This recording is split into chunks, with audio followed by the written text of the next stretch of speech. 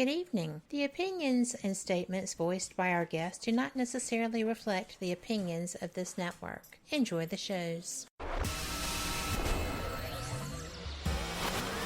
You are listening to WBHM Digital Broadcasting, Birmingham, Alabama.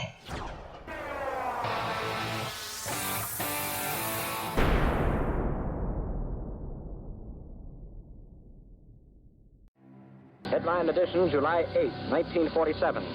The Army Air Forces has announced that a flying disc has been found and is now in the possession of the Army.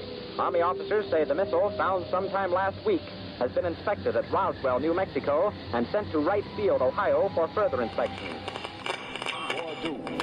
Now, historic films made in the spring of 1948 and just released show Eniwetok preparing for heavily guarded and still largely secret tests of new atomic weapons. The test's purpose is to measure atomic effects on thousands of different materials, 30,000 tons of them, not, as at Bikini, to prove military effectiveness.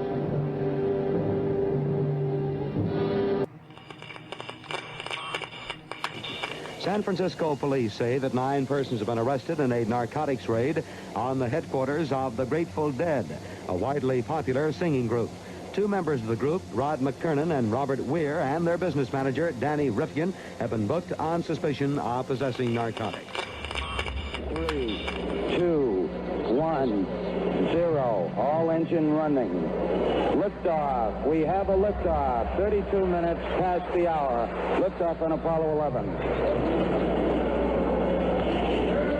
Tower cleared. We got a roll program. Neil Armstrong reporting the roll and pitch program, which puts Apollo 11 on a proper heading. I'm going to step off the limb now. That's one small step for man, one giant leap for mankind. Well, strange lights are causing a viral buzz on YouTube. Could we have caught extraterrestrial activity on a recent newscast? Brandon Arroyo investigates. As the newscast ended, the controversy began back on September 26th. What is that light shining in the back of the dark night sky?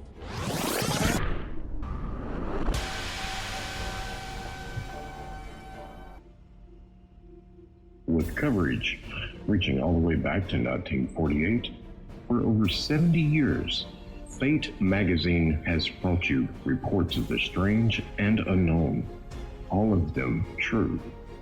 Now, Fate Magazine Radio is carrying on that tradition of setting the standard in paranormal talk radio as we report and discuss some of the most mysterious and perplexing phenomena imaginable in this strange world of ours.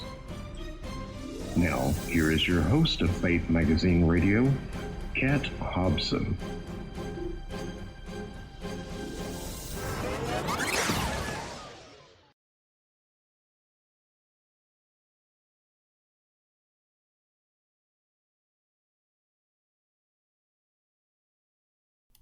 Good evening. Welcome to WBHM Digital Broadcasting out of Birmingham, Alabama. I'm so glad that you're with me here tonight for this episode of Fate Mag Radio, the online voice of Fate Magazine, because I just have a wonderful guest, and I'm very excited. So, Julia Cannon is my guest, and she is the author of a book that will change your life. It's hard to believe it's even real, but it is.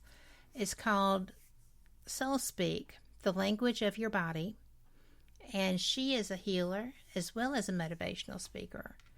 She is the lead instructor for Delores Cannon's quantum healing hypnosis technique, and y'all have heard her mother's work on this show. Several of our guests have been trained in this healing practice. And I'm going to tell you that she is gracious and fascinating, because this has been a lot of fun trying to get organized when I've been traveling so much, and I have been waiting on this show to happen. So with that being said, why don't we talk to her, right? So, hi, Julia. How are you? Hi, Kat. I'm great. How are you? I am doing well. I am just very pleased to be speaking with you. Well, and thank you so much for inviting me and for having me. This is such an honor, and it's such a cool, like, full circle event, because I don't know if you are aware, but my mother, Delores Cannon, was probably one of the original Fate magazine readers, and she probably had every single copy of Fate magazine. So I grew up with Fate magazine. Well, I did too. And it's funny to be sitting here doing this, because and it was a happenstance that I'm sitting here, because the gentleman that I had mentioned to you earlier was the host of Fate magazine when he disappeared. Oh, okay. So and we weren't sure what was going to happen with Fate, and I just told Phyllis that, you know, when she found a host, that she could just run her show on my network. And so a little while later, she was like, well, I'd like you to be my host. And she was she was very wonderful with the way that she did that. And so, she developed a larger fan than she already had in me. And B, I get to do this cool job. Isn't it cool? It is cool. You know, you wouldn't believe, and it's funny, the number of people that, unbeknownst to me, have written for Fate or had their experience related in Fate, and I had invited them on with no knowledge of that. Oh, how interesting. It is, right? Yes. Because, you know, I love the strange and unusual. I myself am strange and unusual. So it's a good thing. But it's funny because, you know, whether it's somebody that's, you know, doing the small monsters community, or, you know, somebody who is just totally into the research side of ufology, which has happened to me now. I'm guilty. But, you know, it just, everything is covered in Fate. So I get to cover everything. Everything. Fate. Yeah.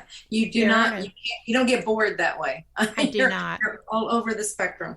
I have never, in the years that I've been doing Fate now, I have never once felt like I had a terrible show, or I've had audio issues because I am not a trained producer, and sometimes the monsters get me. But, yeah, I have never had a guest that I regretted inviting that I can think of. That's wonderful. Right? I mean, how many hosts and producers can say that? I mean, the ones in this field, I think, can. Right. but, you know, there's a lot that I don't watch that I wonder how they do them. Well, I had that too, because, you know, I am a paranormal investigator, and I am educating myself as a ufologist because Stanton Friedman, who was a friend, kind of cranked my interest up to no end. And I didn't realize how scientific the study was at that time, because I was fairly new to the real research. Yeah, the ones that are really into it, the real serious ones. I love their research is impeccable. It's amazing. Yes. Yeah, I so respect the approach they take, and it is completely researched, because they do not want to have it debunked. They want it to be authentic and real and everything above board. And they are harsh with themselves and each other to make sure that there is no fabrication. Yes, absolutely. I was just at the Scientific Coalition on UFOs this past couple of weeks ago, but I was so impressed because there were particle theorists, physicists, there were astrophysicists, astrobiologists. I mean, every presenter was astounding. A retired colonel. You know, I was flabbergasted at the level of expertise presented in that conference. So, and And they don't even shy that far away from the woo if they have to. They'll still listen. Right. You know. Yes. But it's all shifted. I mean, from the world that I saw, like when I was working with my mother and when she was first in it and it was developing, and it has really shifted. And from this nuts and bolts, and do you think they really exist? Do you think there could really be anything out there to now? How do they get from place to place? I mean, there's no question anymore about that they're there. It's just, how do you think they do what they do, and how can we communicate, and how can we, so it's along those lines. And it's really encompassing the spiritual aspect more and more all the time, which is what was absolutely necessary for this to make the progression that it needed to make. I agree, because it's real easy, like in the 50s and 60s when they were making the little black and white horror things like, The Thing, The Blob, The Frogs, right. And it kind of fell into that genre. Right. And now, thanks to science, and thanks, I think, to the advancement in how they have decided to communicate as well as they can, their intentions, although they're not very clear about that all the time. But, it's really astounding, the difference. Mm-hmm. It's an actual science now, yes, from different sides. I love that. Right. Yeah, and like you said, they're embracing all these different parts. So they've got physics, and they've got the spirituality, they've got the paranormal, they've got all these different parts in there, as well as the science, and it's absolutely going to have to take that. You have to be open to all of that. Well, you do, and at this point, with all the evidence that is being garnered, you're kind of the oddity if you just keep your head in the mud. There's too much now. Yeah, even the feds have come out and said, well, yeah, they're there. But I'm still waiting for some of those pictures from the meetings I'm certain were taking place on various ships at sea. Mm-hmm. But I think that would be fun to come across. But nobody ever sends me those. They send me, ghosts and possible right. demons, and which I study too. Okay. And I've been a paranormal investigator for eons. So you look at all of it. I love anomalous stuff, and I love the conference, the Eureka Springs UFO conference, because yes, I have learned so much. I got into it, and then COVID. And I'm like, you're yes, kidding me, right? No, we cannot have, I have to be in Eureka Springs. And I was so excited to be there this year in person. Good. And it was fabulous, as it always is. But, like I said, I have a lot of friends who do what you teach. And I actually went through my listings just to see. I have practitioners here in Birmingham that are listed like in what would be the yellow pages if we weren't in the digital world, but on Google. Right. And it's really interesting that I did not realize, had no clue, that I was going to even get a single hit when I did that. So okay. It's really growing, right? Oh, it really is. We have practitioners all over the world, and it's constantly growing. As we are doing more and more on social media, and so the words, it's this swelling that's happening. We're doing it as well as the practitioners, everybody. So as more we get this bigger base, and it just keeps letting more and more people know what it's all about, and it's growing. It's amazing. Well, it's a lot of self-responsibility too. So you better have a practitioner mm-hmm. that is well-trained, that you trust, who is going to walk you through this acceptance of responsibility, right? Yes. Yeah, absolutely. And that's what we say. if you would like to have a session, we have like you did Google, and we also have on our website, QHHTofficial.com, we have a Find a Practitioner page where you can look up in your area and you can see who's there as well. And we just say, go through there and just see who resonates. We ask them to have pictures. But if they don't, like, you can make contact with them, choose several, whatever, and just see who resonates. Do your research, do your due diligence. Absolutely.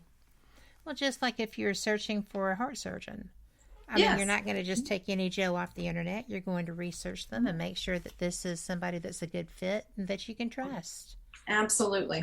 Yeah, because you are spending a lot of time, and like you said, you want somebody that the whole thing is about you understanding where you are and why you're here and what got you here and then what to do to go forward. And that's it. It's huge self-responsibility, and you want someone that you've got to trust them. You've got to have trust and rapport to be able to just lay everything out there so that you can fully see your life, what you've done, everything, because that's probably one of the best things I have seen about QHHT that I don't see in other modalities is, we call it the interview, but it's a very beginning. It's where you get to know the person, and that's where you're building that trust and rapport. And it's all about, you have that opportunity as a client. You are looking at your entire life from beginning to now. You don't have very many opportunities to do that in anything. And so that's what that's all about, is just so that you can get an idea. One, it gives the practitioner an idea of who you are and where you're coming from. But as a client, it's so cool because you may see things that you might be able to put things together that you've never noticed. You might notice patterns. You might notice whatever, these are things, there's a whole reason for that it's done the way it is done. Well, I am going to be looking into that because the people that I know are not in my area who do this. And I absolutely would trust any of them implicitly. So when I start pulling names out of my area, you better believe I'm going to be shooting some emails. So what do you think? What do you say? Yeah. Going down the road, or this guy's a good Joe, I just need some guidance here. But I had heard about this methodology when I was much, much younger, and I didn't like it because you have to accept the responsibility for things that are happening because of previous soul contracts and other things up the pike, right? It goes way back to your determination. And as someone who had bad grown-ups and did not feel like I was the bad guy in that, I was really victimized, but allowing myself to live as a victim because of what I perceived. You have to let go of that. You have to take responsibility. You do. For what happened. And this teaches you how to do that, right? It does. And one of the biggest things that always comes out of a session, if you had, we have people all the time, have horrible upbringings, had horrible home environments, horrible parents, that were just maybe beat them, treated them like dirt, whatever, all these different horrible situations. And when we get to that part in the session, we're able to talk to the part of you that knows what your plan was when you came in, what you were wanting to accomplish, all of the things, what knows the big picture. We get to that part and we ask, why? Why did they have such an upbringing? And most times they'll say, well, they chose it. They're like, what? And the first times we heard that, it's like, what? Why would somebody choose that? Right. And because that was part of the contract, like you're talking about. That was part of the agreement. And then they say, well, well, look at what they learned. Exactly. And that's what you go to. It's always, and this is something that I was reminded about even recently, because it's so easy to get hung up in the events of things and how they're going on and why, it's easy to go the other direction on the responsibility part. Yes. And it's like, why did I create this? Why did I do this to myself? Why? I mean, it was like really owning it. Right. Right. And then what I got in a session was, you're asking the wrong question. Ask what you're learning. You did this to learn. What are you learning? And it was like, oh. See, and it flips it. Yeah, it completely flips it so that you can look at it in a different way. And then you can pull from it what it is that you need from it, and then you can let it go. Okay, I learned this. Now it's done. We're done. Go away. Yes. Yeah. We have to take a break, and we actually are a smidge over. They'll get over it. But we will be right back. Y'all come back too and join me with my guest, Julia Cannon. See you on the flip side. Warning, the following message does not necessarily reflect the views of WBHM-DB or its hosts, guests, listeners, or of any functioning adult in general. In fact, Frank should probably seek professional help. Listener discretion is advised.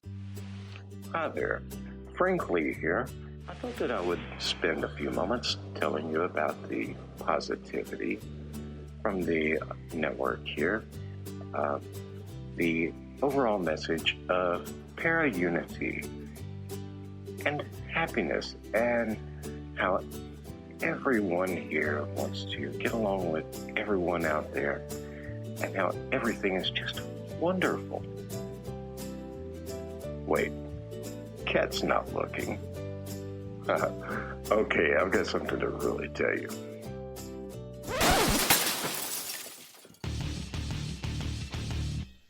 Okay, so I'm going to tell you what's really going on. Honestly, all that being nice and positive crap was kind of hurting my soul, as dark as it is. So, what's really happening? You see it all the time.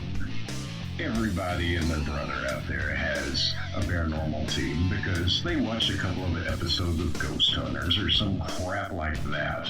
So they go and they spend half their mortgage payment on tools and things that light up that they don't understand. And then the next logical step, after buying matching black t-shirts and posing like 90s rappers for their Facebook page, is to, of course, have their own podcast. Well, you know what? You're not going to find that crap here. What we have here at WBHM Digital Broadcasting is the best host, the best guest, bringing you real information. All of the hosts here on this network know their stuff. They are the people who have been out there doing the work, doing actual research. And no, by research, I don't mean binge watching some kind of cheesy TV show on Netflix. I mean reading books. I mean out in the field doing the legwork. And who are they interviewing on their shows? They're bringing you the people they have learned from. They're bringing you the best in the field, covering all kinds of topics, from UFOs and aliens to Bigfoot to cryptozoology to ghosts to anything you can think of, a bit strange and unexplained. It is here, and you're going to get the best information here. So stay tuned to WBHM Digital Broadcasting. Don't go anywhere. Speaking of going somewhere, I've got to go before my mic gets cut. We'll see you there on WBHM-DB.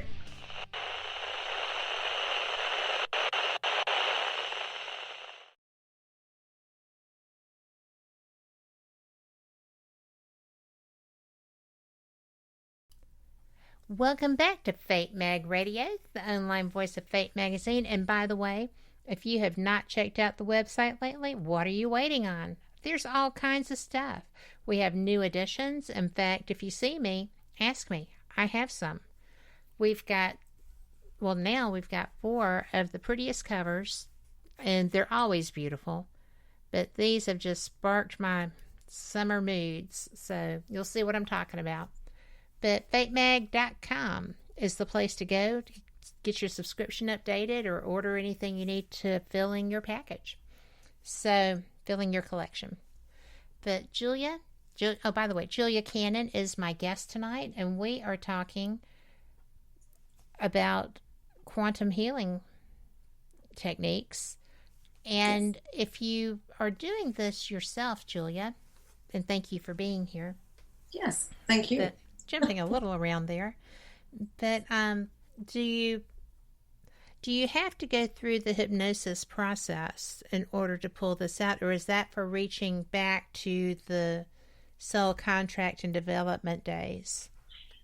It's for getting to that level where you're getting to the very deepest level to be able to make direct contact with that part of yourself that has all of the information. The first part in a session, you will likely go to other lives. You may not. That's why we don't want to tell people that they will go, because they might not. The session goes however it's supposed to go, and that's all driven by your higher self. It's like it knows what it wants you to see, what it wants you to know, and so it will direct everything. But you might see other lives just to show you maybe a different perspective on a situation, a similar situation, maybe with the same characters that you have now. They've come back and they're playing different roles, or you have a similar event. It's like again, those patterns. It's like I've been doing this for lifetimes. Can I ever get it right? And that's what it's trying to show you. You've been doing this for lifetimes. Will you just learn it and get going? Stop. You get all bogged down in something. It's time to, learn what it is that you want to learn from it. And that's what the session will tell you, is what you're trying to accomplish, what it is you want to learn from it. Why do you have these things going on? It's all the why questions that we have in our lives. Well, there's tons of those. Yes. For everybody. There's tons. Mm-hmm. But, I was just curious because I have a friend who's very interested in her past lives. Mm-hmm. And I've really not ever delved into that, because I'm like, well, I'm not there. I'm here. Mm-hmm. And do I really want to go back and experience something that may not have been so pleasant? You don't know. And that's right. And that's what I mean by, if it's appropriate, you'll see whatever is pertinent to your life right now. If there isn't anything, and many people are not going to past lives because they're like, the past is over. And this is what we hear from that higher self. It's over and done with. We don't need to go back there anymore. And what they'll do is they will maybe show them events from this life that they need to kind of clean up. We'll call it clean up. It's like they need to understand what's going on there. And then they'll go out, maybe show them where they're from, or other dimensions or other things. It's like, show them who they really are and what's going on there. So it's like, what is pertinent? What's appropriate for you to know? That's in your higher self. They're in charge. We let them call the shots. Well, to me, that's really interesting, being the control freak that I am. Right? And I own it. But I'm also very open to new ideas and new experiences. Mm-hmm. I just want to control them. But I absolutely, I understand always. That. But Lori in chat, and I had shared this with you, mm-hmm. said that if we figure out the lesson, then what do you do? Yeah, and that's the whole thing. I mean, you want to know, what am I trying to do? And once it's understood, and once you have accomplished it, and many times that's what it is, it's just understanding it. And like you said, once you learn it, then it will be gone. There's no more reason to have it in your life. You've learned it, it's done. It's like finishing a class. Once you've learned all the lessons there, you graduate from that and you move on to another class. That's what will happen here. Once you have fully learned whatever it is that you wanted to learn from an experience, then you're done with that. It will leave and you'll go on to something else.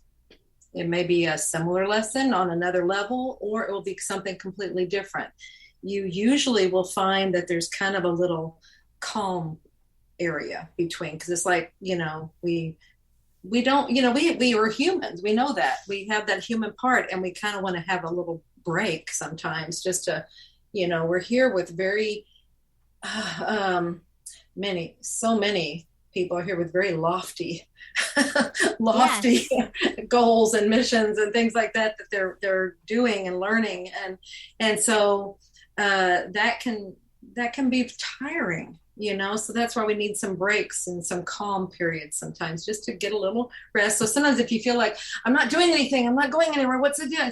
You're in between, okay? Yes. You're just in your little resting time, resting for the next thing that you want to learn. And pat yourself on the back and be ready. Does that path continue until you're done? The path of learning? The path of different experiences coming. Yes. Yeah, learning. It's all about experiences. It's all about, you're here to have experiences and to learn from them. So yes. Yeah. When you're completely done with whatever it was you wanted to accomplish in this lifetime, there's no more reason to be in this lifetime, and you'll leave. See, it's really that simple. And so when you're done, you leave. If you're still here, you're not done. It can't get any simpler than that. When people, I want to go home. I'm ready to leave. I'm so tired of being here. It's like, you're not done, or you would be gone. Well, I hear that all the time. People that are like, I'm through. Mm-hmm. And I'm like, well, it doesn't seem like you're through, because you're sitting there. Exactly. So obviously there's still something that's coming. Right. Do the lessons always have to be difficult? No. I think sometimes, we have to look at our belief systems. And this is huge in that self-responsibility thing. We need to look at how we talk to ourselves, how we think, and what we believe. And if we have been taught from early on, and we have, this is something it's just coming to me right now. If we have been taught that the only thing worthwhile is difficult, in order to learn something, all these little lessons that we hear from our adults in our lives, is that, absolutely, things have to be hard and things have to be, then that is your belief system. And so you might have a habit of creating things to learn from that appear difficult. But you can change that. You can say, you know what? I learned easily, and you can shift all that. And it's all a matter of what you say to yourself, what you think, what you believe. What you manifest. Yes. Mm-hmm. Wow. Yeah. Well, I am going to start talking to myself like I am the Queen of Sheba. There you go. We all should. We all want. That's who we really are. We want to do that. And it's like so many times we put ourselves down. We are great and powerful beings. We just forgot.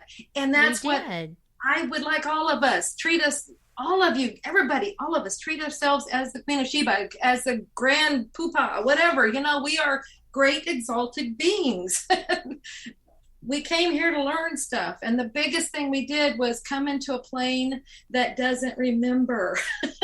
And we did that as a challenge for that experience. See, that's that experience thing again. We wanted to see what it would be like. You brought that intention. Yes. So that you would learn the lesson and it would be indelibly marked on you. Absolutely. Interesting. Well, because the first time someone brought this up to me, I was in a very juvenile phase of my life and mad at the world. And they were like, well, you have to take ownership of your behaviors and what's happening around you. And I'm like, are you kidding me? Yeah, you're not in a place at that time.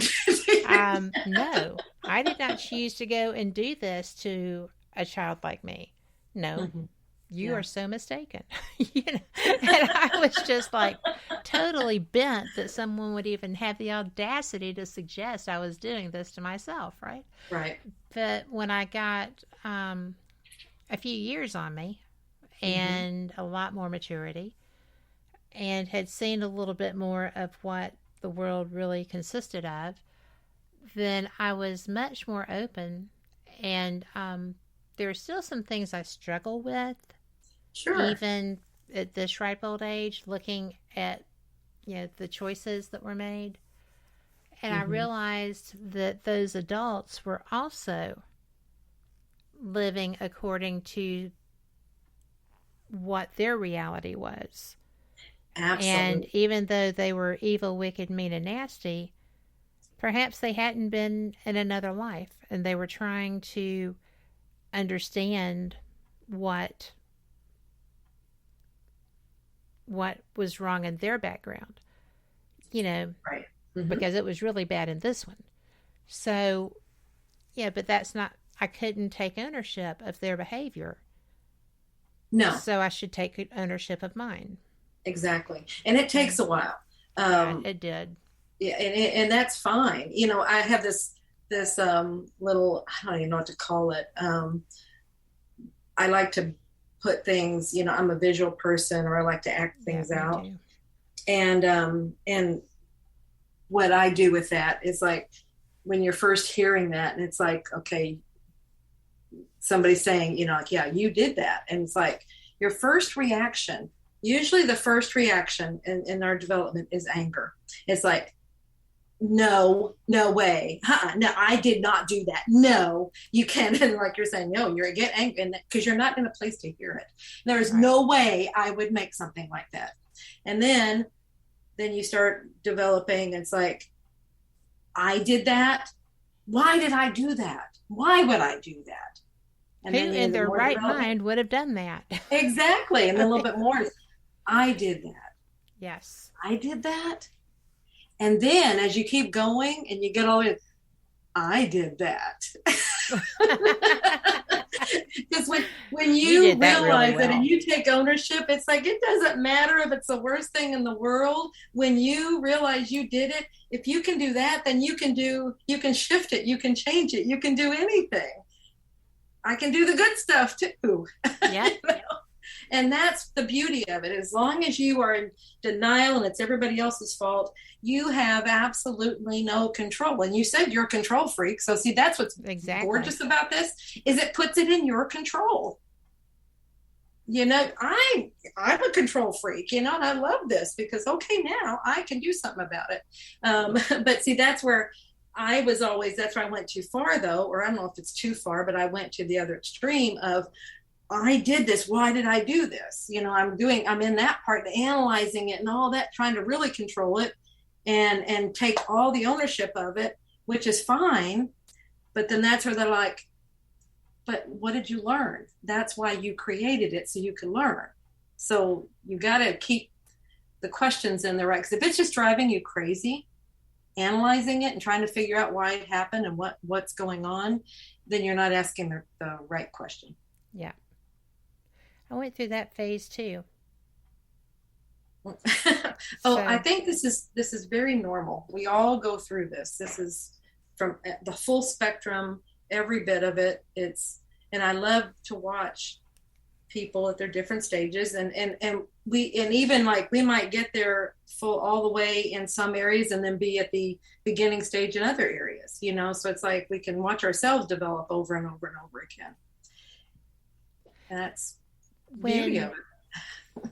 When we do finish what we have in our agreement to do, and we're out, do we, and I don't know if you know this part or not, I don't know if this is a knowable thing, but do we meet with our soul group, with our soul tribe, and say, man, now that was a bear, but this is what seemed to be going on with this, so I'm really glad I did it, but whew, I'm glad I got that one. I mean, absolutely. Yeah. So the soul tribe is in communication. And is it true? Because I've had this happen and I wondered, and you're the perfect person to ask. Okay. Is it true that the soul tribe that you have these contracts with, do you migrate toward each other here in this existence? If Do you recognize each other? You'll find people that you recognize them, and you recognize their energy, or you like to be around them. Those are probably people that they are part of your soul family. I call them usually just soul family. Soul tribe works as well, because it's telling you it's kind of a clan it's a group of people that are souls that are together. And you'll come, you're not always together, and you may have lives with other people. We have many times people have lives with people they've never been in lives with before. So it's just kind of like, who's available to help you, and you're able to help them with whatever you're doing. It's making contracts. But in your soul family, you may have a group that you love to come back together again because you work very well together. And so those might be people that you keep making contracts with. And then you might have others that they just come along on your path. Oh, they're telling me that's a very short-term contract where you just make an agreement to kind of give each other a high five, or like a boost. You can do it, that kind of like a rah-rah, just coming through. And like when you're at a low moment, then you've got a contract for them to come and boost you. Exactly. And so, and you just, you'll usually recognize them, not always, but usually they're just somebody that feels good to you. You recognize that energy. They just feel like, it's like, I can tell there's this energy that I've noticed, that I recognize it in people, and I think that's what it is. It's the soul group, and it's just a specific energy. It's like, oh, I know you, I know you, and I never met them before, but there's something about their energy, and I think that's what that is. It's just your recognition of it, and whether you go on and do anything together is whatever, but it's definitely showing you that you're not here alone. We all come in to help each other. And I find that just fascinating because I have a lot of someones in my life actively now who are those people. And it's funny because I have a friend who is very interested in researching her past lives. And when we come back from this break, I will tell you how many of hers I have featured in so far because she recognizes my energy. It's really cool. But we do have to take this break, and we'll be right back. Y'all come back too. You're listening to WBHM Digital Broadcasting, the best in paranormal talk, only on Paranormal Experience Radio, broadcasting live out of Birmingham, Alabama.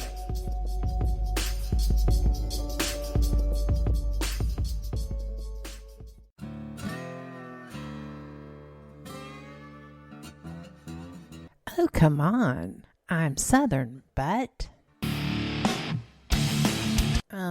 Nope. That'll do. Hello.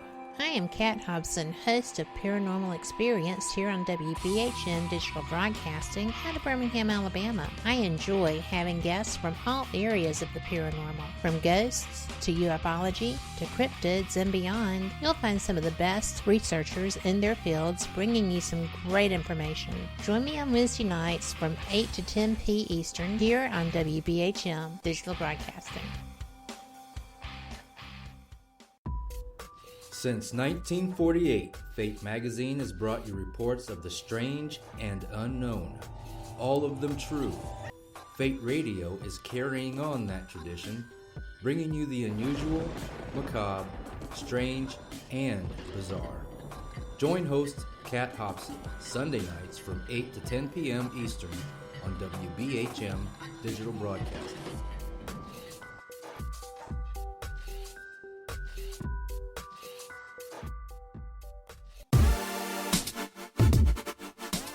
You're listening to WBHM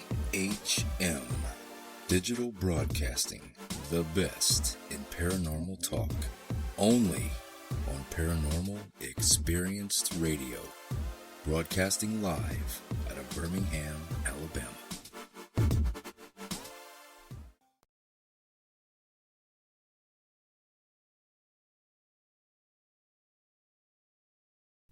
Okay, you know how I always tell y'all that one day somebody's going to record their conversations on the breaks and then put them out for the world to hear, and that person is not going to be me?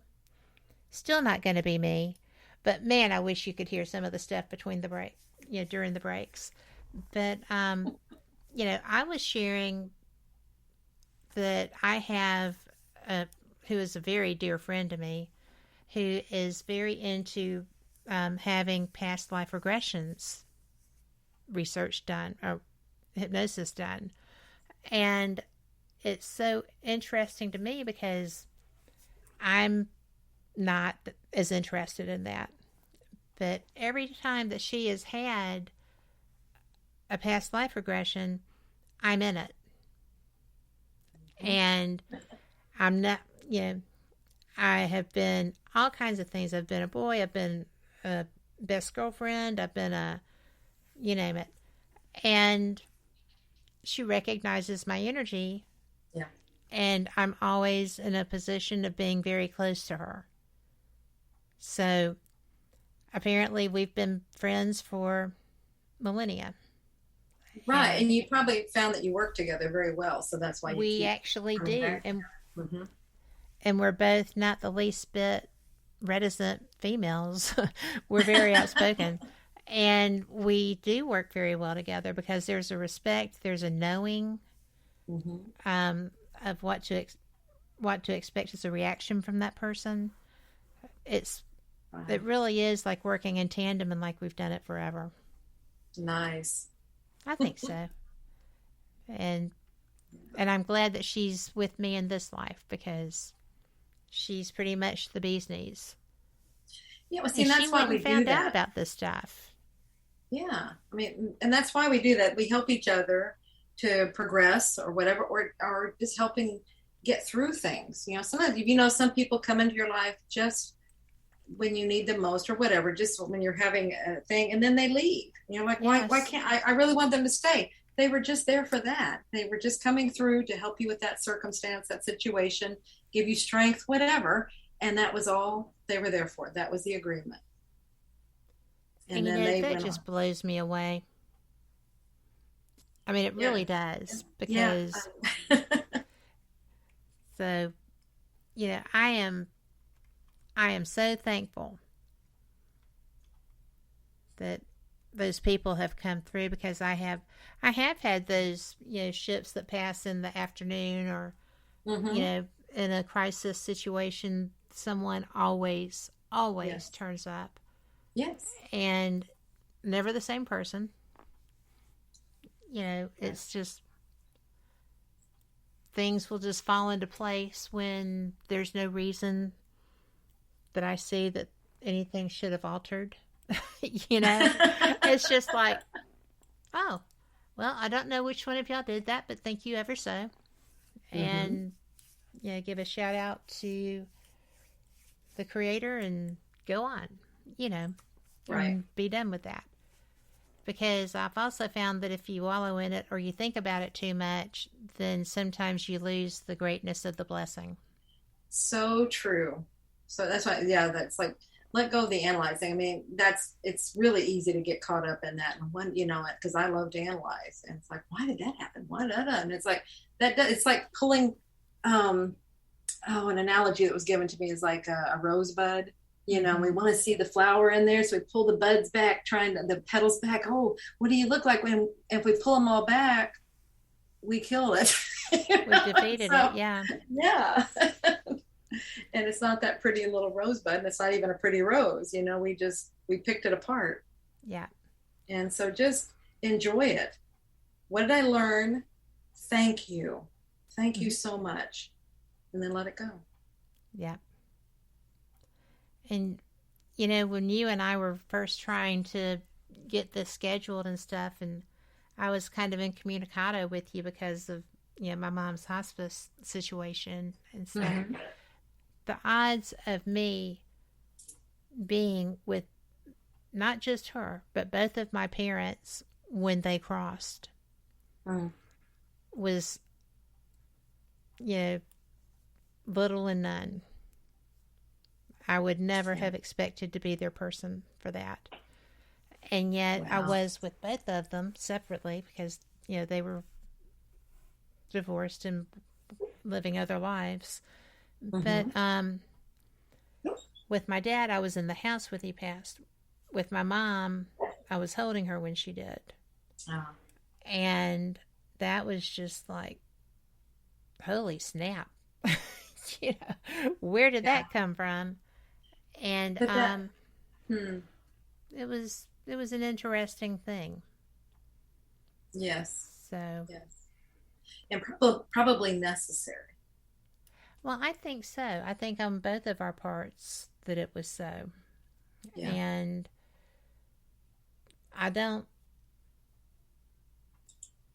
it was an object lesson because I'd never gone through anything like that. Yeah. And, looking eyeball to eyeball. Yeah. When the last breath came. But it was really, I hope that it made it easier for her. She looked really mad. But, well, I mean, she did look mad in her eyes. And, I was just like, I probably didn't do that right. I don't know what right is. But I think that was the completion of our contract. Yeah. So, I don't know. She's been with me. I was on my way to an investigation and there was suddenly a smell of fresh laundry, and that's not usually a man. And so I was doing an EVP session with my girlfriend driving the car, and I was going through the list because her mom had died fairly recently, and I was like, "Are you Katie's mom?" Nothing. "Are you this? Are you that?" I said, "Are you my mom?" "Yes."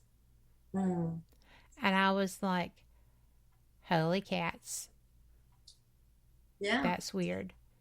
So, well, because she was such a devout Christian that, she was interested. I found out once she had dementia, I'd taken her to lunch, and she was telling me about being a medium. When she was a little girl, people would line up by her bed to come and talk to her. And she finally, when she got tired, would tell them that they needed to go talk to her mom.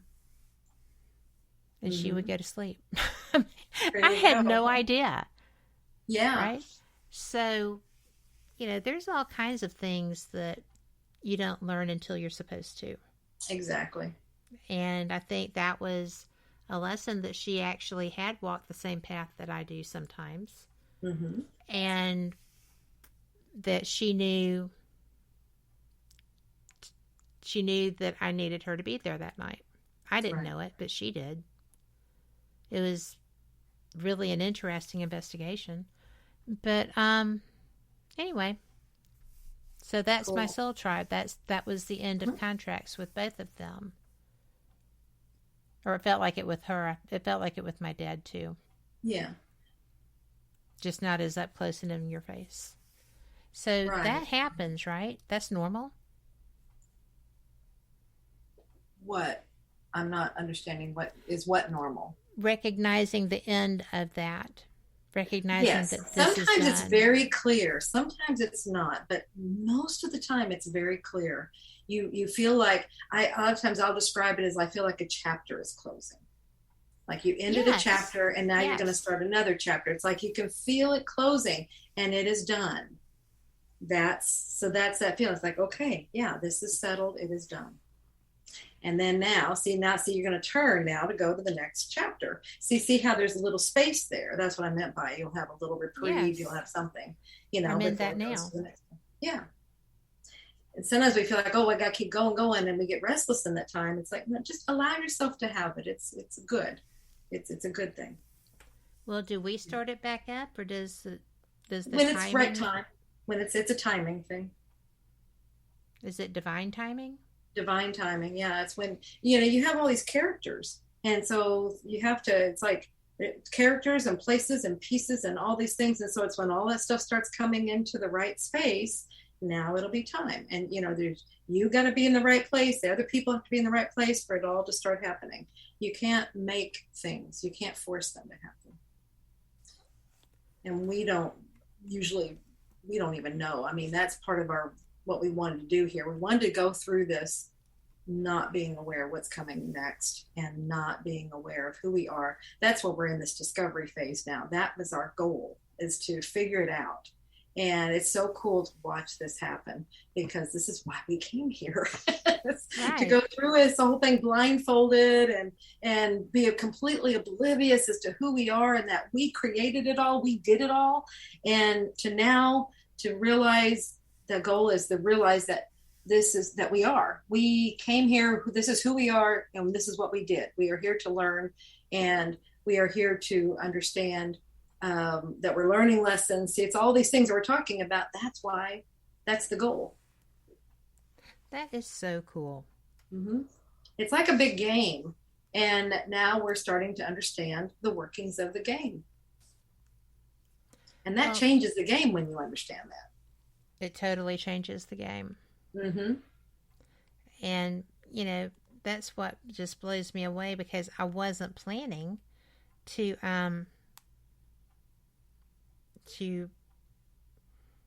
recognize the finality. I mean, death is a finality in a lot of ways. Yes. But it's not the end of existence, but it is the finality of this phase. And of that phase, and of that the relationship in the way that it was.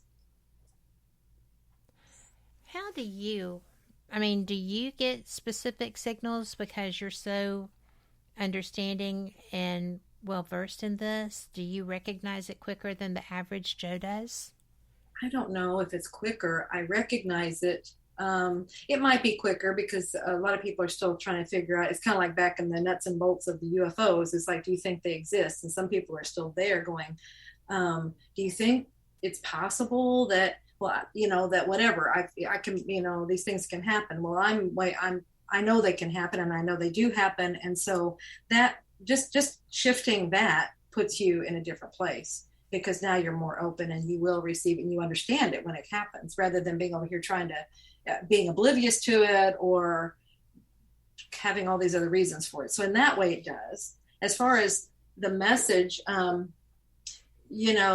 that's up to you. Each person is on their own growth path, and it's all taking you to where you're supposed to be. There's no right or wrong way. We talked about that earlier. There's no right or wrong way to do any of it. And there's no certain speed. I mean, everybody is on their own path to do it at their pace. And it's all perfectly, wonderfully fine, and we're all here to help each other. We might be one step ahead of somebody on one particular thing, so we can help in that way, but then they may be a step ahead on something else, and they can help us in that way. So we're always helping each other in different ways.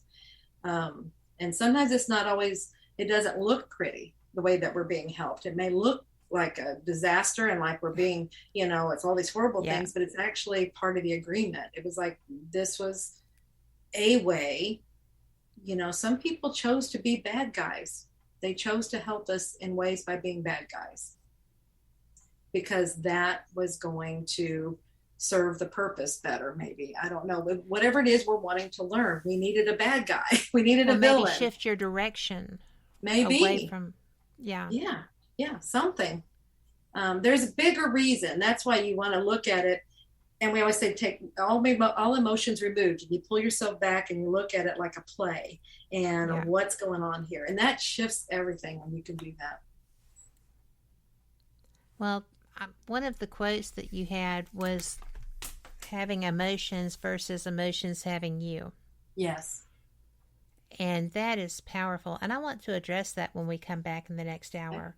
Mm-hmm. But for everyone listening, thank you for being here. We are at our top of the hour break, and you all know it's news.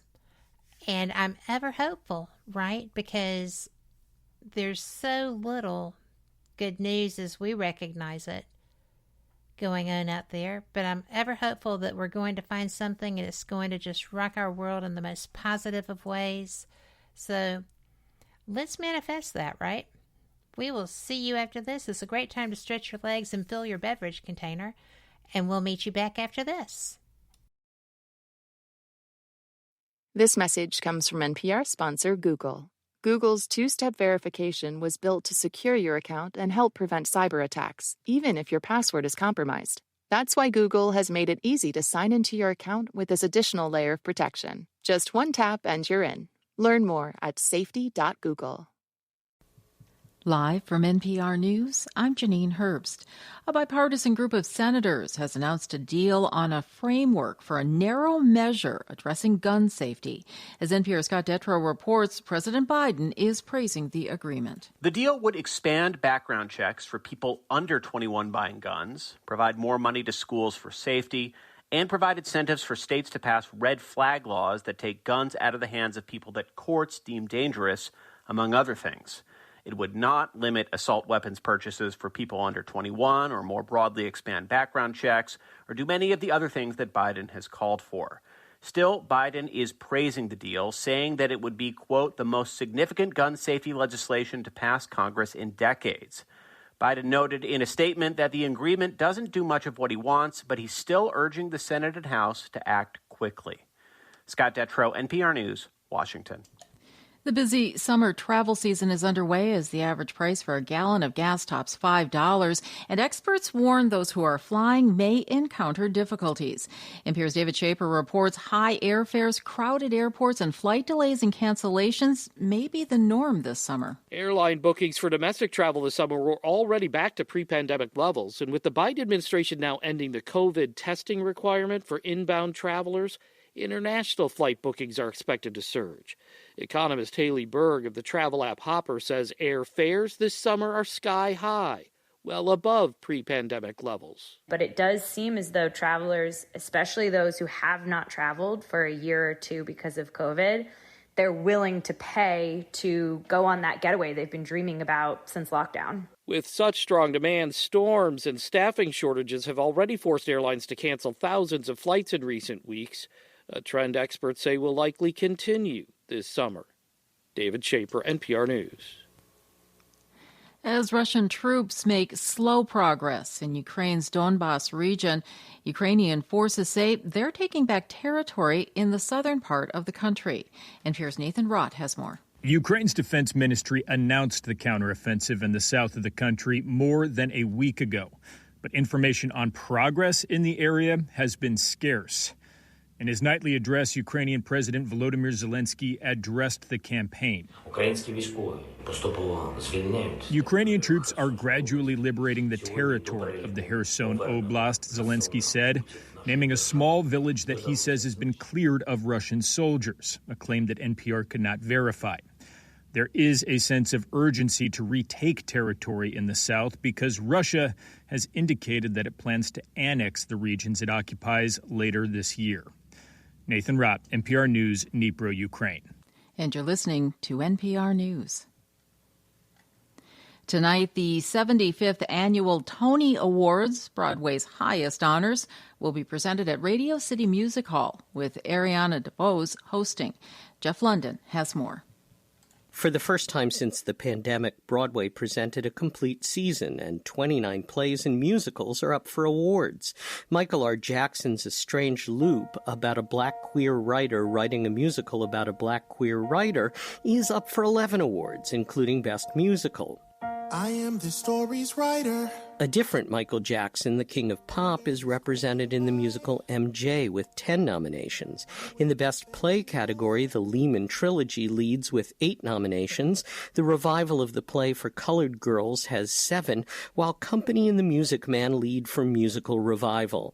The Tonys will be broadcast on CBS this evening. For NPR News, I'm Jeff London in New York. At the weekend box office, Jurassic World Domination took the top spot with a massive $143 million in its domestic debut, and that's despite blistering reviews. It's the 6th film in Universal's dinosaur saga. In second place, Top Gun Maverick with $50 million in its third weekend in theaters. In third place, Disney's Doctor Strange in the Multiverse of Madness with $4 million. That film has been in theaters for 6 weeks now and has made an estimated $397 million in ticket sales in North America. I'm Janine Herbst, and you're listening to NPR News. Not everybody wants to run around the White House or Congress all day. That's where the NPR Politics podcast comes in. at 5 p.m., NPR's best political reporters get together and break down the biggest political stories. No noise, just friends making sense of Washington. Listen to the NPR Politics Podcast every weekday.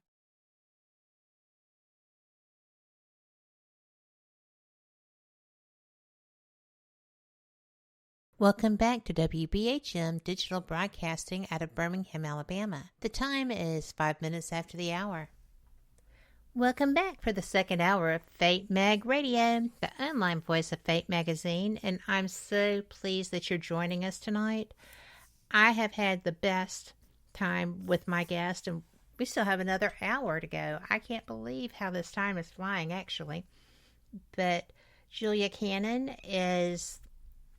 oh my gosh, she is an author. She is a healer.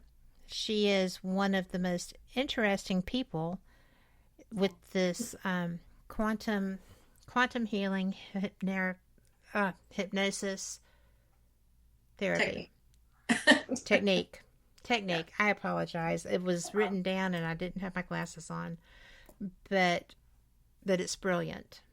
And I had wanted to ask you, because I've never asked anyone this, but Delores, your mom, actually is who you learned this from. And is she where this practice originated? Yes, she is. She created it. She founded it. She started, this is such a cool story. My father actually was the original hypnotist. Okay. And so let's take it all the way back. And he was in the military, he was Navy, and we were stationed in the Philippines.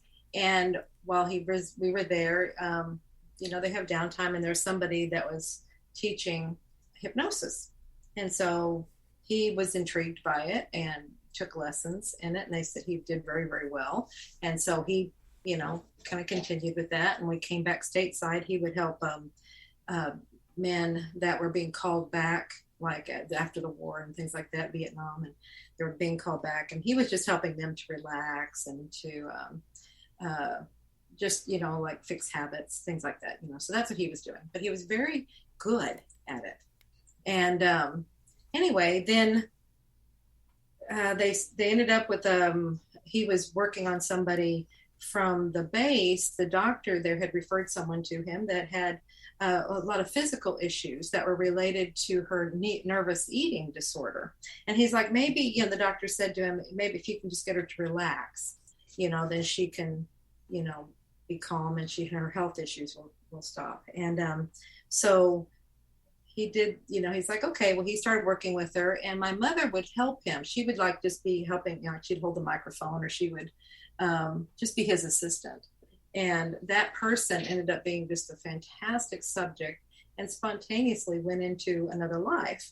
And this is in the 60s, this stuff didn't happen, not over here.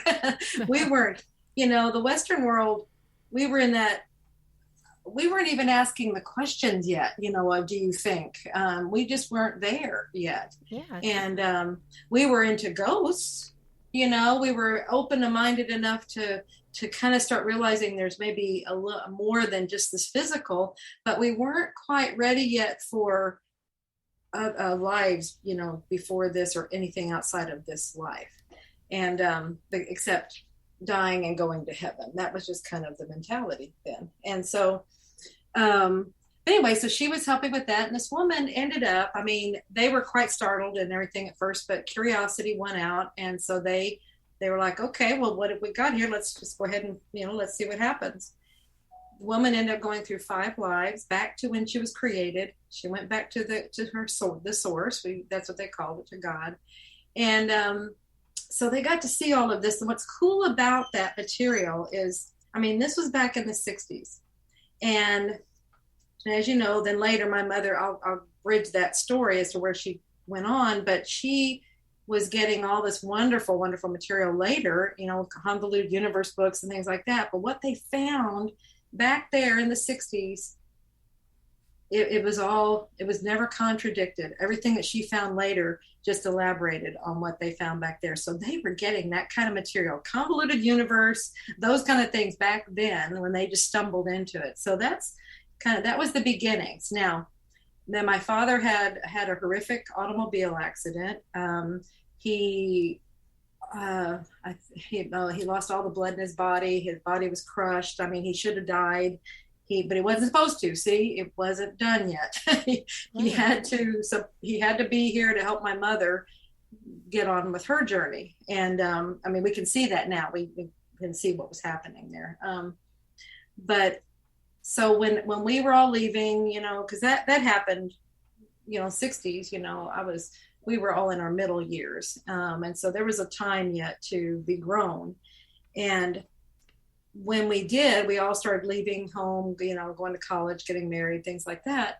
Then Mom was like, well, now what do I do? You know, she put everything on the back burner. All of that hypnosis, you know, went on the back burner because my father was, he had to go through a tremendous amount of recovery. Oh, sure. And so everything shifted in our lives. So then when now everything's settled, and she's like, well, what do I want to do now? And then she's like, you know, I really like that time travel that we did back there with that woman, and I want to do more of that. And so that's when she started, you know, by now we're in the 70s. It's, you know, it's probably close to 10 years later, and things were starting to pick up over here in the Western world, and people were doing hypnosis. Some people were they were seeing, you know, other lives. And so this is where she was like, okay, I want to research, you know, like the different methods and things like that. And she just really had a hankering for it. And she ended up creating her own technique, and then based on all the experiences she had, thousands and thousands of people over 40 something years, you know, she developed, that's where QHHT came from. It's from her experience. That is so neat. Yeah. And it evolved. It was evolving constantly. And it still evolves, you know, but as we keep getting more and more, knowing who we are and understanding more and more of what we are here for and why, you know, what we are. But what was the biggest thing where the quantum healing came in was when she tapped into this part of people. Because at first it was all about past lives, you know, because it's like it had to take you in baby steps, you know, it's like just pieces and stuff. And that was her fascination back then, was history. My mother loved history. And so that going into time traveling, like she said, it was time traveling, and I'm there. I'm with these people in their time. I can find out actually what really, really happened. And so she was fascinated. So that's where her first books came from that. And they were from the time, the historical aspect of it. So she was doing that. And then she was put into the UFO field. You know, somebody asked her to be, if she could be like a researcher with them and hypnotize the people that had been, I don't like the word abducted, so let's call it visited. Right. So, and so she was working with that. And then that's where all this mountains of evidence, all this mountains of information came from on the UFO agenda, you know, what's actually going on there. And then from there, it's like that was a bridge then to this other part, which is what we work with now in QHHT. And it's this part that knows everything.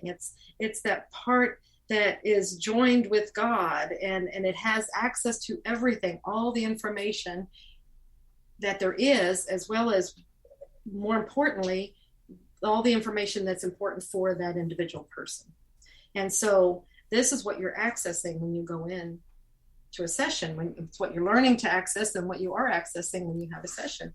It's, you know, what is appropriate for you to know. It's like, yeah, you know, you have the whole eons of galaxies of universes of information, but what's important for you to know?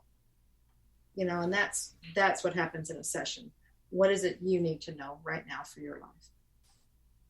That's powerful. And all of that came from my father. And it was a hobby. And then it, you know, it's just amazing. I love to look back and it's like, wow. I would be wow. Yeah. I mean, that's really deep and intense. Mm-hmm.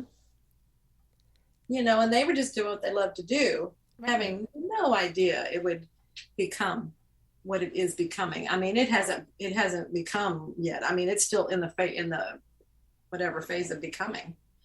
So it's exciting to watch this grow and develop. What path do you anticipate it taking from now? I mean, just more and more. I mean, it's more and more learning. It's just more and more people doing it, because it's like getting the understanding out there, because people are waking up and they don't know. They have so many questions, and that's where QHHT comes in. It's helping them to find the answers to their questions. So it's just helping people to awaken more, to know more, to understand more, to be who they really are, to just, really understand. It's just beautiful awakening. People are already waking up. It's not doing the waking up. It's doing more of the explaining as they're waking up. It's helping them to understand what's happening. Well, yeah, because I personally, I believe everyone that I've spoken with who's gone through any kind of awakening or transitioning, the question is, what the hell just happened? Exactly. I was just sitting here minding my own business, and boom, this stuff started happening. Yeah. And, I mean, almost to a person of people I talked to about it, they have that breakthrough moment. And if you don't know, then you don't know what to do with it. Exactly. And so many, we get letters and emails and calls constantly from people that are thinking they're going crazy because of the waking up, and they don't know what it means. They don't know what's going on. They don't understand it. And that is so wonderful. That's where Mom's books have been fantastic. We'll have people call and they're like, thank you so much. Now I get it. I'm not the only one feeling like this. I know I'm not going crazy now. And that's huge when you realize, you bring comfort to people's mentality. That's so huge. And they, and these things are happening, and it's nice when they call. And I'm sure you get this all the time, because you're right in the middle of these things too, and they come to you and they're like, oh my God, this stuff's happening, and it's so outlandish to them, and we're like, no, this is okay, you're on track, you're right on track, and that's so comforting for them, and they think they're the only one in the world going through it, and understandably so, because probably the people in their immediate sphere are not going through it, because that's usually how it happens. It happens like popcorn, it pops up here, and it's like, it may not be the seeds around you, it's just you. That's true. I mean, that is true. People are always befuddled when things start shifting. I feel like they are. They are, yeah. I still am, because things still move. They still shift. And something else comes out of nowhere. And, I get people that do, because of the fact that it's fate, right? Right. So fate has a reputation of being able to find answers, or someone's doing this, and Phyllis is always great at finding it. Yes. But, since 1948, they've been great at finding it. I mean, it's just crazy. So, people assume that I have that wealth of knowledge. And I have Phyllis. If there's something I need to know. So you do have that wealth of knowledge. You have a resource. I do. But, if there's anything somebody asks me about, she can tell me what edition of Fate it's in, and generally put her hands on the article. Isn't that amazing? It is astounding to me. She is brilliant. I don't think people, realize just exactly how important and special in this universe she is. Because she is an archivist of the strange and unusual, and has answers through those archives. And it's really kind of neat. Oh, and this is so cool. What I'm getting, I'll get intuitive hits and stuff. And what I'm hearing was that, well, this ain't her first rodeo. I bet she probably, if we were to look, and I don't know if this or not, if she's found these things out about herself, but I bet she's been a records keeper of different kinds for lots of lifetimes. I would not put money against that. Yeah. But we have to take a quick break. Yeah. I'm so sorry. This first one rolls up fast on this second hour, but we'll be right back. Y'all come back too.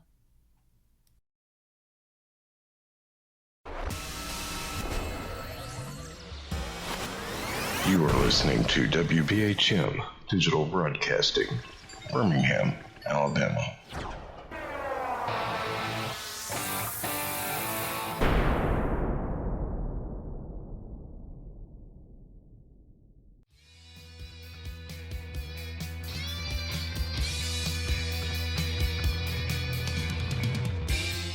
Paratalk Radio is your one-stop for all things paranormal, the unknown, and the supernatural. Join us every Monday night at 8 p.m. Eastern, 7 p.m. Central for discussions and guests on topics such as ghosts, hauntings, Bigfoot, UFOs, and more. This broadcast is rated M for mature and intended for listeners over 16 on paratalkradio.com.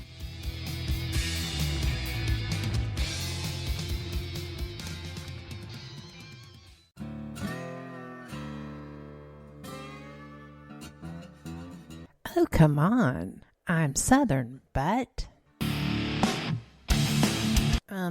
nope. That'll do. Hello. I am Kat Hobson, host of Paranormal Experience here on WBHM Digital Broadcasting out of Birmingham, Alabama. I enjoy having guests from all areas of the paranormal, from ghosts to ufology to cryptids and beyond. You'll find some of the best researchers in their fields bringing you some great information. Join me on Wednesday nights from 8 to 10 p. Eastern here on WBHM Digital Broadcasting. Since 1948, Fate magazine has brought you reports of the strange and unknown, all of them true. Fate Radio is carrying on that tradition, bringing you the unusual, macabre, strange, and bizarre. Join host Kat Hobson Sunday nights from 8 to 10 p.m. Eastern on WBHM Digital Broadcasting.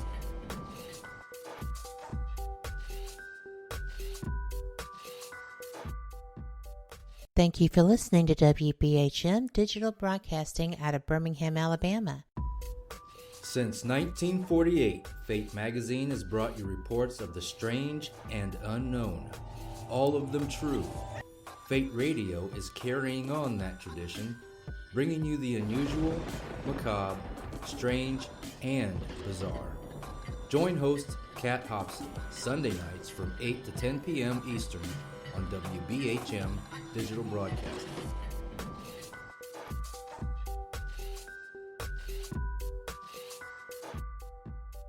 The time is 23 minutes after the hour. Welcome back to Fate Mag Radio. I am so glad you are here because, we are Fate Magazine Radio. I'm so fortunate to be affiliated with Phyllis and everyone else that does the support work with us.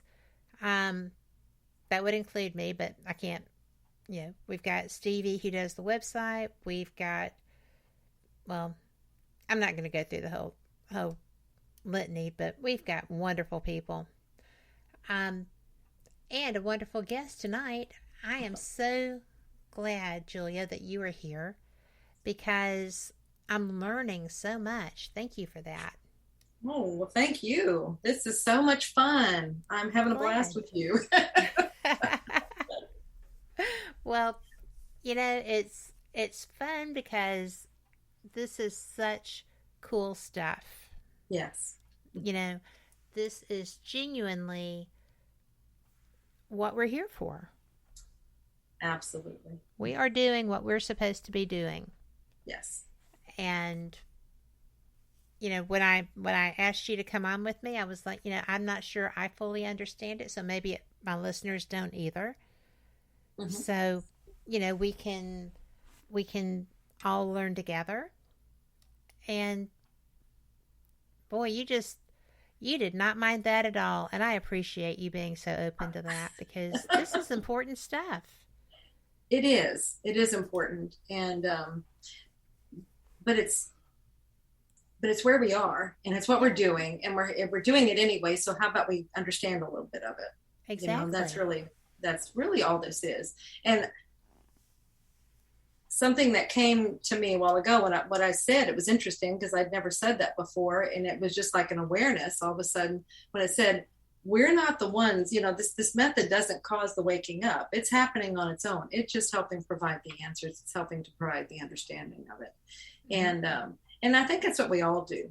And it's wonderful when we can have methods and we have resources that help people just to understand what's happening. Oh, I think that's brilliant too, because when you're starting to have changes, spiritual changes, often physical changes are reflected through that. Not scary ones, but I mean, you're more placid, you're more comfortable, you're not tense all the time. There are things that make you very different as you learn to just deal with this and recognize what it is and not be afraid of it, because it does feel sometimes like you're losing your mind. But right? I mean, absolutely. Well, we just what's our word? Gosh, I just went blank. We call ourselves a lot of names, like, we're the crazies, and we're the weirdos. That's it. We're the weirdos. It's okay to be weird, Absolutely. Claim your weirdo-ness. Yeah. Fly that weird flag. Yeah, just laugh about it. Well, that's all you can do, because it is what it is, right? And I mean, you try to control it, you're going to go crazy. Yep. Oh gosh. so just let that one go, and just go along for the ride. I mean, you're fine. You are fine, and you're going to be fine. Everything, like you said, you didn't die. Things happen. You didn't die, and that's how it works. Things happen. It's like being on a what do they ride on those rapids? Kayaks.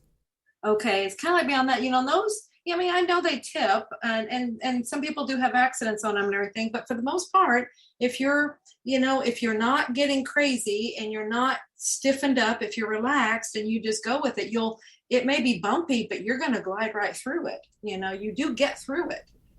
But when you have problems is when you get tense and you get uptight and you try to control everything and the experience. And true that. Then you're going to wipe out. And that's a great analogy, because that's the way it is. Mm-hmm. And if you try to wrap up too tight, if you try to block it, if you try to just hold it close so nobody knows, maybe they won't notice that I'm changing. Exactly. And, I wonder if the crazy is actually written on my face, but I'm going to tell you it is. It's right on your forehead. Yeah. It's neon and flashes. That's why I wear bangs. But, which is funny because I'm trying to grow them out because I find them annoying for some reason right now. But maybe it's the writing. But That's it. I'm just ready to let the weird shine, right? There you go. Yeah. And it's okay. I mean, that's just, you're being you. You're being your authentic self. And that's what is being asked of us. Just be your authentic self. It's time to let go of all the masks. It's time to let go of all that trying to control everything and what we present to the world. Just be you. And then when you do that, that gives others permission to be themselves. Well, everybody's going to start dropping these masks. Literally and figuratively. Yes. Yes. Well, it's somebody was telling me that, you are so authentic. And I think it was a compliment. But that could have gone either way. But, I was just like, I'm just me. I don't know how to be anybody else. Exactly. To me, that's a great compliment. If someone says that, it's like, you're not putting on airs, you're not putting on fronts, you're just being yourself. And me personally, I greatly appreciate that in other people, and where we are in our development, we can see right through anything that they put on. That's why it's better just to let the mask go, just let those, what's the word? Anyway, the fronts that we used to put on, because it's like, I don't know how many of us still do that. It's like, that's over. It's really, really, really being called for us to be authentic. Just let all that stuff go. Well, but, and we can see right through it. So it's it doesn't so matter. hard. Mm-hmm. Especially, I'm in the South. We do certain things. We do put our crazy on the front porch with sweet tea, but that's just because they like to rock. But it's really more of I don't want to be different from the herd, Mm-hmm. And since I've never fit in with any herd I ran across, it's actually not that difficult. But, well, a lot of people here, there still are expected behaviors here. Mm-hmm. Societally expected behaviors here. Right, and that's where, you have your areas that you, like, I go into town and I go shopping, and I'm not going to be doing anything outlandish. I mean, I'm just going to do my thing. I go through and I do stuff. I mean, it's like I'm going to be me, but I'm not going to be anything elaborate. I'm just doing my thing, and then I come back home, and then I do shows. I do my personal stuff out here. I do it in my time and my space. Mm-hmm. It's not, town. I live in a very small town, and I'm in the Bible Belt, like, so we're, in these areas that, but I'm not concerned about what anybody, I don't know if they know what I do. I don't care. I'm just going to be me, and I'm going to still treat everybody the way I would treat them anyway. So one way or another, I mean, I'm just going to be the same way. So I'm not going to go, hey, everybody, I believe in this and I believe in that. If they ask me, I'll probably say something, but I'm not going to make a grand announcement. Right. So you're not going to alter your behavior in that way, but you do what you do. Do what brings you joy. Do what brings you passion. What your passion is, and then you're doing what you're here for. Right. And for the longest time, I actually was concerned because, I host another radio show, Paranormal Experience with Kat Hobson, Mm-hmm. and I've done it for 8 years. Uh-huh. So I was kind of leery at first, and now, everybody in my family is just like, oh. But because this is where the Bible Belt comes to get their tan on. But then, I love it.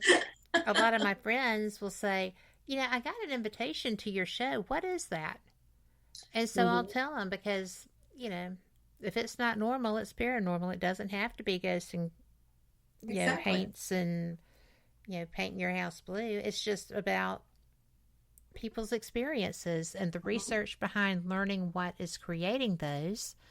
And I mean, because that's the other thing I do.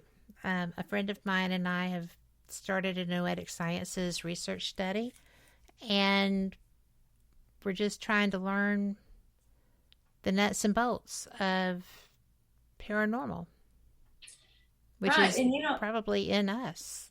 Absolutely. And by you doing that, being you, and you're doing it in your way. And like you said, some people are coming to you and they're going, what's this all about? There's probably, people are into this stuff more than we realize. We're all just kind of, afraid to show ourselves to the world because we don't know what they're going to think or what they're going to do. They're going to burn us at the stake again. I was going to say, yeah. At one point, it was a real roasting that people got. I mean, it was a literal roasting. So, that's something that people may still hold in the back of their mind sometimes. Absolutely. But I'm very surprised, realistically very surprised, that in this time of technology and data that we have so many of the millennials and the next gen up who are out as witches, fully out. Like, oh, you mean like expressing themselves as witches? Like identifying them, labeling themselves as witches. Oh, okay. And I'm just, not that I think there's anything at all wrong with that, but I just remember history. And we're at a very odd time societally.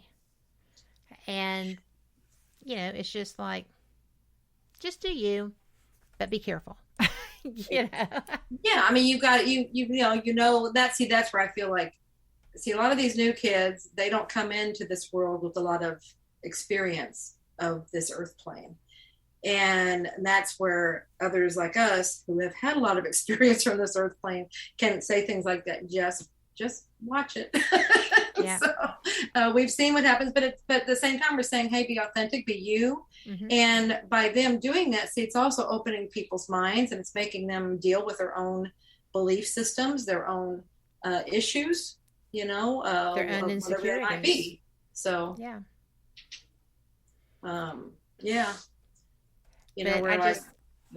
The first time I had that thought, I was like, geez, how old are you? And then I was like, well, okay, it's not anything physical. It's not anything spiritual. Everybody has the right to do what they believe. Mm-hmm. But just be cautious, because there are so many people walking around with so much anger right now.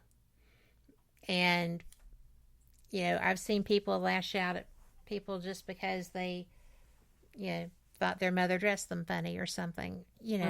It's just, there's a lot of angst and anger right on the sleeve, at least in, this region. But I have learned that sometimes just a smile and a nod is enough to kind of let them relax. And it seems to appease that somewhat. Mm-hmm. But I do worry about people that don't have a lot of life experience, who are bucking so hard against what so many people consider the norm, that it makes them feel threatened. Mm-hmm. Because this person is so different. And they might not realize that that's happening. Right, but that's the very reason that, these new ones, that's why they're here. They are, like Mom referred to them as the new waves. And they come in to show us that last wave, especially the third wave. Right. And they're like in their 20s and 30s now. They were the new ones whenever she was talking about them. They were babies, and now they're 20s and 30s, but they were coming in to show the rest of us how to be. And that's where, and most of it, just be authentic, be you, be real, just this is how you, because they came in with the DNA already changed. Our DNA has been changing and is changed now, but we don't necessarily know what to do with it. We just see all these things happening, these abilities coming in. Well, they already have them intact, and they're teaching us then, this is what you do with this stuff. This is how you live with it. This is how you work with it. Well, then I'll just quit protecting them and let them protect me. Exactly. Yeah. They just let them, they know why they're here, and they, if they are stirring things up, that's their purpose. It's a lot of their purpose is to get things stirred up so people will deal with them. And because we are at that place, we have to look at our stuff. Right. So that we can shift it. And if nobody's, I'm not saying, hey, they need to be out here causing all this ruckus, but if they are causing a ruckus with you, if you are personally feeling something, then that's something that you need to be looking at, because that's something within you that you have wanted to deal with, but you didn't know how. So you brought this person into your life. Agreements, remember agreements. We bring these people in to show us what we need to do next, to help us understand. And if we're reacting, you were talking about we want to do emotions. If we are reacting and we have emotional reactions to things, that's telling us that that's something that we want to work on. Okay. And so pay attention. Really, all I want to do is just put my arms around them and say, protect yourself. Mm-hmm. Because Absolutely. So that's where you can help them, is in teaching them. See, they need us as much as we need them. They need us to show them the way of the world. You know, just to have a little, they don't need us to show them the fear of the world. Right. They just need us to show, because we have the experience of being here. You know, and it's like, you might want to do it this way. Well, you know, mine isn't, I don't even care about the language. I don't care about the clothes. I don't care about anything other than, you know, just don't make yourself a target. Exactly. And that's my focus with them, because my children are in this group. Mm-hmm. And one of them is very free and open with it. And well, actually they all are, because they all don't give a rat's butt. Right, what people think of. But see what that's teaching us? Yeah, it's a good thing. But I mean, the one that I said was free and easy, which they all are in retrospect, but that one in particular is the one who teaches me. So they all do, but hers are very specific. And the other daughter is very, this is this, and you did that, and that's not the way to handle that. So you need to look maybe at that. And that's helpful, And my son is just always him all the time. Couldn't get more. Just being you. So I think that's pretty cool too. It is. But I hadn't really thought of this as a DNA shift. But it is. These are new. This is, they, like I said, they're just different. We know they're different. That's not how we were, they're different. And then, but then we look at us, and we have to look at what's been happening to us. And we have been shifting. And what you have to do in order to see that is you have to, some people say, when's this shift going to happen? When's it going to happen? I don't see anything. You have to go backwards like 10, 15, 20 years ago, and then, and plant yourself there, and then look back to this time. Have things changed? Have you changed? Like that's nobody's the shift. Business. That's the shift. That's when you really see it. But it happens so subtly and gradually that, we don't notice it day by day. Like, this is who I am. Mm-hmm. Julia, that's cool. That's a much easier way to spot that. Yeah. That's just my guides are always giving me wonderful analogies and showing me, and that's what they showed me. It's like, you have to go back here and do it this way. Then you can see it. Wow. Mm-hmm. Well, that's just fascinating. We have to take our final break. Okay. These breaks just keep stopping our conversation. But we will be right back. Y'all come back with us, too. We'll get this final segment done. If you have questions, put them in chat, because she can't answer them if she doesn't know. So thanks for listening, and we'll be right back after this, and you come back, too. You're listening to WBHM Digital Broadcasting, the best in paranormal talk, only on Paranormal Experience Radio, broadcasting live out of Birmingham, Alabama.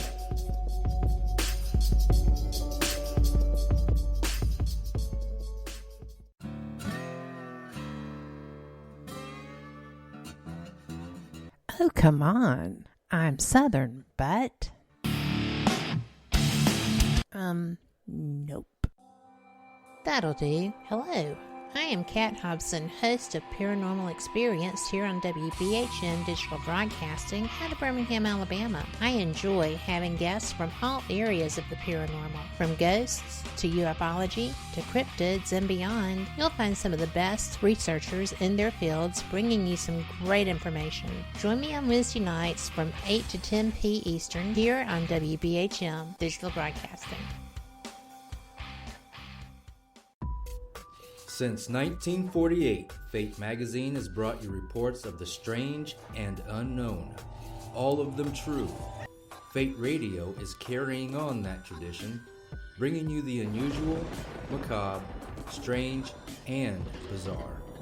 Join host Kat Hobson Sunday nights from 8 to 10 p.m. Eastern on WBHM Digital Broadcasting.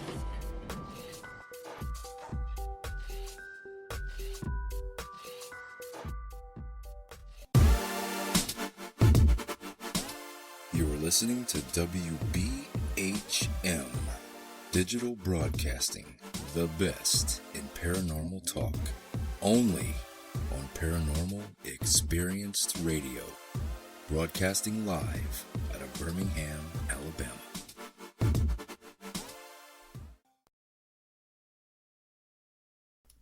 Welcome back to the final segment of Fate Mag Radio, the online voice of Fate Magazine, and I am Kat Hobson, your host. My guest is Julia Cannon, and we have been having just a raucous good time.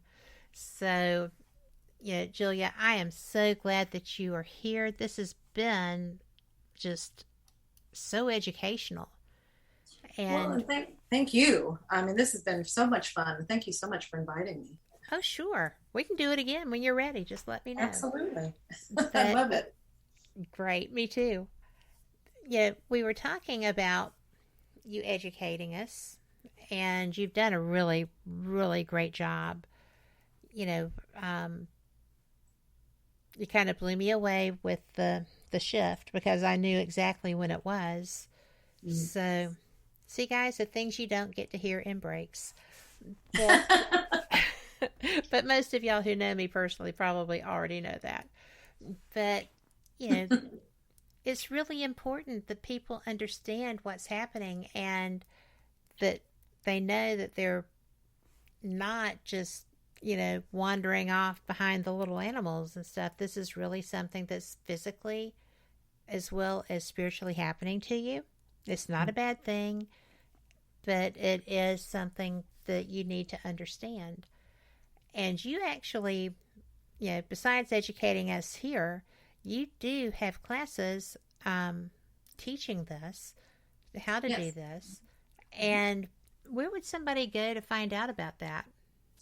Yeah, on the QHHT, or Quantum Healing Hypnosis Technique, which is the technique that my mother created, you would go to QHHTofficial.com, and you will see, right on that homepage, you'll see links, talking about the level 1 online course. So it's everything's online. We had to, we already had some courses online, but then the COVID, right, just really pushed us to put everything online. And so it made it even better, for everyone, for the practitioners to be able to learn at their own pace and to get all the information. So you can get the level 1 course, and then if you want to go further, you can do that. But you'll definitely get everything you need to learn the technique with that. And then you just have to practice. And that's at QHHTofficial.com. Also, a big major part of, when you're, this all came out of these sessions. Mom and I would always talk, and she was always discovering new things. And one of the things that came out as she was talking to this, she called it the subconscious because she didn't know what to call it. She just, there was this great big part of people, that knew everything. And she just didn't know what to call it. And they said, we don't care what you call us. We'll work with you. We don't have a name, so we call it the SC, like for super conscious or whatever. Some people might know it as a higher self, whatever. It's just that big part of ourselves. And I have things where I draw pictures of it to help people understand it better, what it is. But just know it's a part of you. It's actually the bigger part of you that has all your information. So it's not anything foreign to you. So when you have assistance from this part, it's not like it's anything that is happening to you or an evil entity or, it's nothing like that. There's no, those things, it just isn't there. And it's you helping you. It's just that part that has the bigger perspective. It sees the big picture, and so it knows what you're wanting to accomplish, and so it's helping you. Now, out of that understanding and out of that tapping into that information and that knowledge came a piece of healing that was so profound. And it's like, people would come in with these ailments and all of these issues, and then this part would come in and said, well, we were just trying to get their attention to tell, to get them to do whatever. And we started seeing that there's a rhyme and a reason to all these aches and pains and illnesses. And it's like, oh my gosh, and it was fascinating to me because I have a nursing background. I love the body. And so when I started hearing how, the leg, the knees, they had problems with the knees. And, well, they're moving in the wrong direction. They're not moving on their path right. They need to do this or whatever. And it's like, it has to do with their path. I'm like, well, that makes sense. And then it started out simple like that, and maybe their eyes were having issues. Well, they're not wanting to see what they're here for or something like that. And I'm like, wow, that makes sense. And so I started really studying that and realizing that it's a language all unto itself, that the body is the way it's communicating to us from the higher self, and so it's just a matter of understanding it. So I took that piece. I was instructed by my guides to take that piece. I tried to get Mom to do it with me, and she's like, no, this is your book. This is your thing to do. I'm like, darn it. I really wanted her to do it. And so, because she was, she's the book writer. She's got she's got 20 books, I think now, or more. I don't know. But anyway, I was like, shoot, okay. She's like, no, this is yours. And so I kept understanding it more and more, doing more research, going into my own energetic understandings of, I would actually crawl in energetically into disease processes and to understand what it is that they're trying to tell people, to better understand them. And it's so cool and fascinating how the body does this for us. It's a bridge. It's a communication system. It's fascinating. So I wrote the book, Soul Speak, The Language of Your Body. And then now I just started this came about because of COVID. I was really pushed by my guides to put it into an online course. And so I have that out there as well to understand what our bodies are trying to tell us. It's what our higher selves are trying to tell us through our bodies. And so they're communicating with us all the time. And there's a lot of different ways they do it.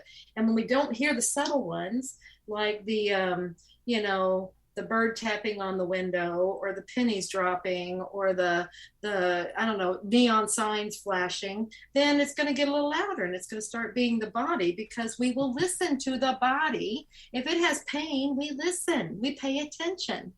So that's the way. If you're having issues with the body, then I look at it as that our higher selves have been trying to get messages to us in a lot of different ways already, and then now they're going to the last resort. Well, that is the last resort, because that will freak people out. Yes, and they will pay attention. And pain, you're not going to let pain go. And so that's what this is all about. It's understanding that. And through this process, a really fascinating thing I found by doing this, because I have coaching sessions. So I work with groups of people after they've graduated from the course, and we work together and to understand if there's anything they still need to understand from the course or within themselves, and that they're not fully getting the message. And it's really, really cool to see how people tap in to their own higher selves to get the understanding, to get the messages. This is so cool to see. It's like having, we're on this front row seat. We're on this wave of, we're helping people. They're already waking up. We're helping them to understand what it is that's happening. And now this is the next step. It's like we're helping people to tap in and get their own information right there. This is what QHHT sessions do. You're tapping right in, you're getting the information, and this is what a Soul Speak session does. You're tapping in, you're understanding how to communicate with that part of yourself. That's huge. That is what our guides want us to do. That's what our higher selves want us to do. They want us to know how to do this on a conscious level, how to communicate with them all the time. And that's what we're learning. Wow. That is just amazing. When I love this book. And I'm taking my time with it. Mm-hmm. I just bought it and I'm going through it. And it's really bizarre how our body does communicate. Yes. And I have been fighting with my body for a few years now, and it always wins. It always wins. But, it's just one of those things that I would not have put that down to my guides trying to talk to me about. I was mad because I was hurting, but I got hurt, right? Mm-hmm. It wasn't a normal thing. I just fell down, went boom, and I'd never done that before. Yeah, so, and we want to blame it on that thing that happened. Yeah. That's what's causing this, but it's not. It's not. It's not. And I have only recently, come to the point of being like, yeah, well, crap happens. We're just going to deal with this. Mm-hmm. And so then I get my hands on this book. And you've completely changed my mind think. My outlook. Okay. And I'm just like, okay, I'm listening. And it's really funny because I was in the same location, had one thing happen, 3 years later, something else happened. Mm-hmm. And I was traveling. So it was just like, are you kidding me? Especially the second time. There were other words involved with that, are you kidding me? But it was just kind of like, wow. Apparently I didn't get a lesson the first time. Sometimes it takes 3 or 4 times. And when the third or fourth time is when you're really going, oh my gosh. That's when you're really getting that board over the head. Yeah. It's like, come on. No, it only took 2 here. Okay, good. Good for you. That was a quick study on pain. But, and I had let that be life defining, right? Mm-hmm. Mm-hmm. And I just thought, what the heck? No. So I'm going to tell all of you that you need to get this book. It is so good and so just amazing. And it is Soul Speak. And it's, I'm afraid that I'm going to start this going if I push it. But, case files yeah, I did. The point home. So, sometimes there are exceptions. And there you are. But tell them the full title for me, Julia. I have it written down, but it's in these notes. Oh, Soul Speak, the language of your body. The language of your body, yes. As we were saying. Mm-hmm. But it was, and just so you know, it's available on Audible too.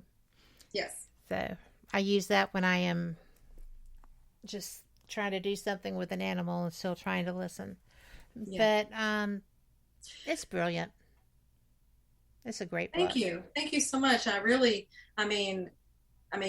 probably read my story and everything, but it took a lot. I resisted writing that book.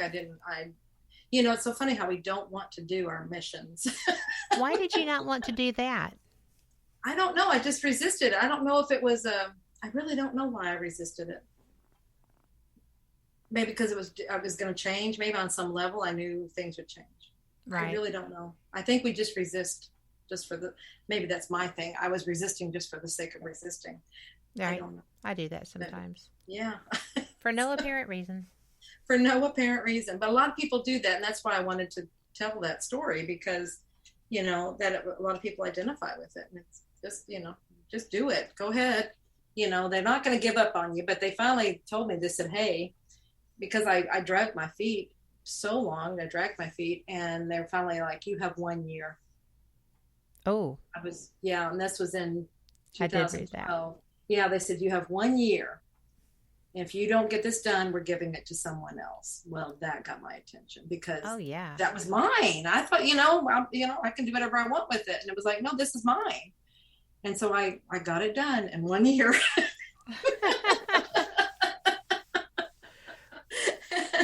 So that got my attention. I did do it. Well, and you did it well. Thank you. It's so life-changing. Wonderful. That was the purpose. So it's just to help, to understand. And if it changes a life, fantastic. I just know I was being pushed, it's like, you've got to get this out. That's from resistance. Why do I have to do it? I'm tired. Human. Yeah. Yeah. Give it to somebody else. Mm-hmm. And then when they said they were. Yeah. Like, no, it's mine. Yeah.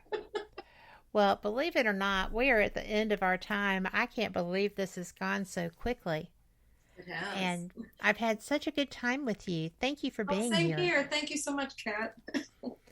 And for all of our listeners, this will be available in archive. So if you had to miss the show or any part of the show, you can hit iTunes, Google, Spotify, all of the places that you get your podcasting or your streaming. And this has been great. So thank y'all very much. We'll be back here with Fate next week. And that show is going to be so much fun because it's just going to be Anthony DeNino, who I like a lot, and I hope that y'all do too. But his information will be posted shortly. So just come on, have fun, and don't forget, when we're walking down the street, if you don't like what you see in front of you, what do? You change it.